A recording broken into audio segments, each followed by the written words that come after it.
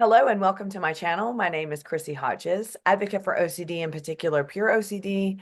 I'm also a certified peer support specialist working with people worldwide to support them as they're working toward recovery. And it's the name of my book, Pure OCD, The Invisible Side of Obsessive Compulsive Disorder. Go to chrissyhodges.com to find out some of the services I offer that can provide support and connection for you wherever you are in the world as you're working toward recovery. NOCD is an app.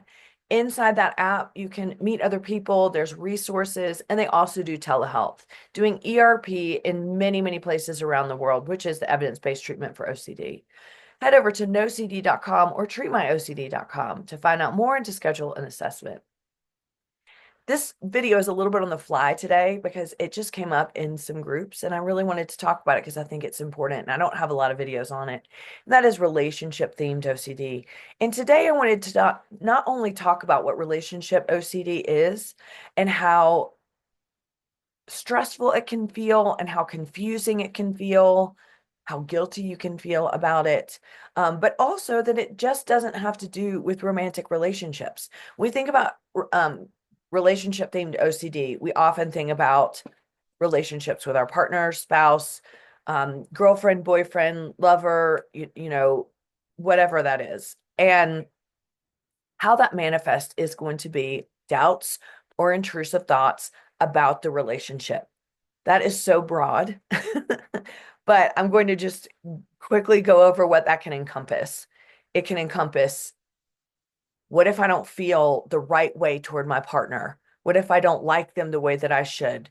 It's almost like hyper focusing on the feeling that you should have for that person or the feelings you shouldn't have. So maybe you thought someone else was attractive and you feel like, oh my gosh, I should not have had that feeling for someone else. What does that mean? Why do I find other people attractive?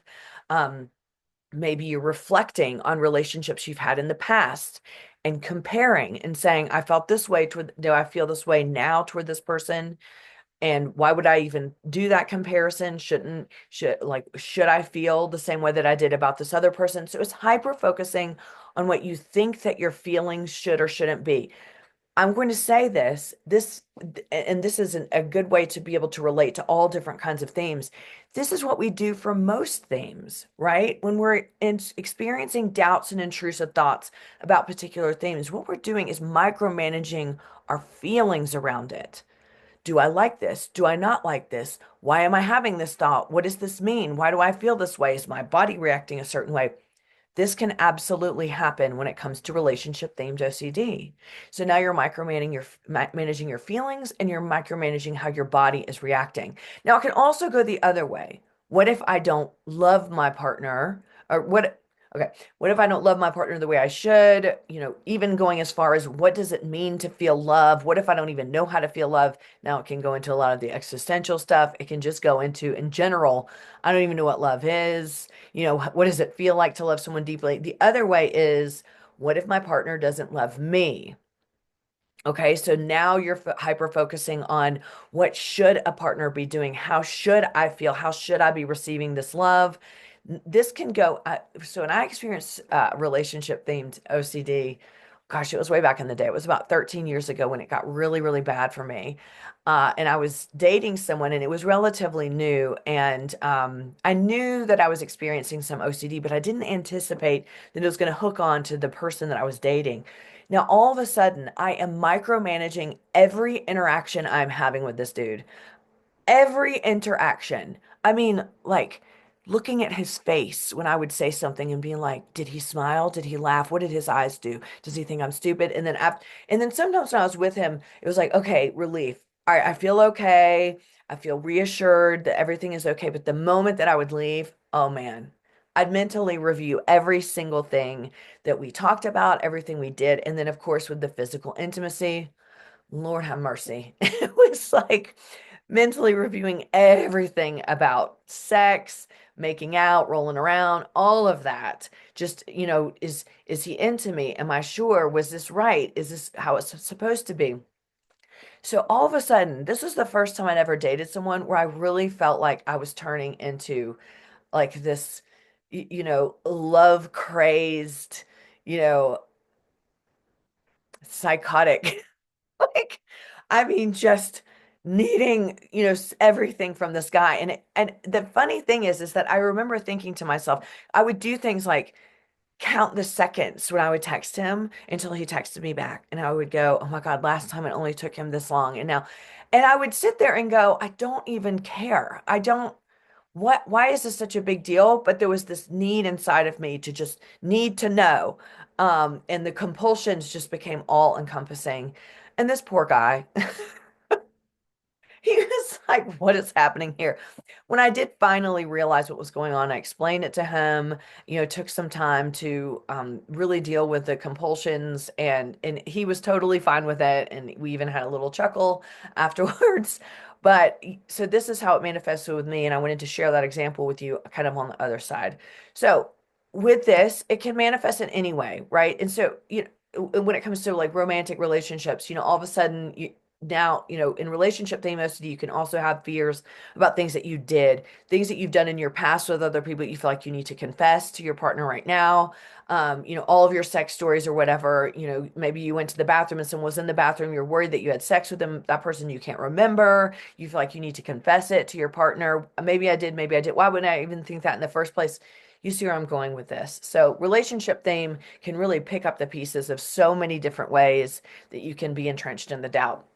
Okay, so I want to move on to how relationship OCD not only impacts romantic relationships, it can also impact relationships with friends and family and your pets and your coworkers and so many other relationships that you might have. You may not even recognize that OCD is getting involved because if you think about relationship OCD, you tend to think, well, that's going to be just be for romantic partners. That's not the case. This can absolutely latch on to any relationship. When I was in my 20s, I had unhealthy friendships with women. A lot of this has to do with my relationship with, as a child with my parents. So I would tend to err toward being friends with women that were really manipulative, and I kind of like had this savior complex. It has to do with like me in my mother, like me wanting to save my mom from all of her woes when she was younger. So that transferred over into relationships with adult women. And so what would happen is I would get into these relationships that were not healthy, just really manipulative. I was not healthy either. I had a lot of therapy to do on trauma work for my childhood.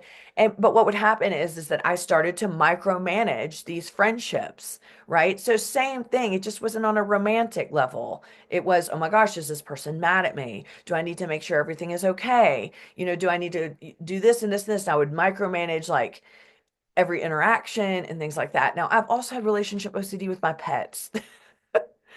This is going to sound so embarrassing. I can't believe I'm even sharing this with you, but I had this dog way back in the day, Sadie. Oh, I loved her. She was my first dog ever.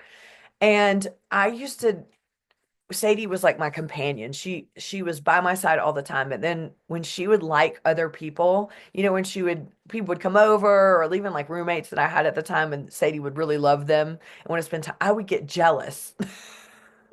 Y'all are like, something's wrong with you, girl. I would. I would feel jealous and be like, oh my gosh, does Sadie like this person better than me? Like, what did I do wrong? Maybe I should do more with Sadie. And then, of course, there is the relationship themed OCD with your family. I've seen a lot of this and how it manifests with parents and kids. So people getting very caught up on, do I love my kid the way that I should? Everybody says you love your kids more than anything in the world. Do I? What does that feel like? Am I sure I do? What if I don't and it impacts my kids? Blah, blah, blah, blah. And this can go from you being a child to a parent. What if I don't love my parents? What if I really despise my parents? What if something happens to my parents and I realize I didn't love them enough or I didn't know what love was at the time? So, see what I'm saying? Relationship themed OCD can happen with any relationship, including coworkers, including, friendships, neighbors, business relationships, anything. It's when you're micromanaging feelings, needing to know what feelings are, if they're good enough, how they feel, XYZ. Okay. So I just wanted to share this with you because I do know that a lot of people, get confused about relationship OCD and what it means.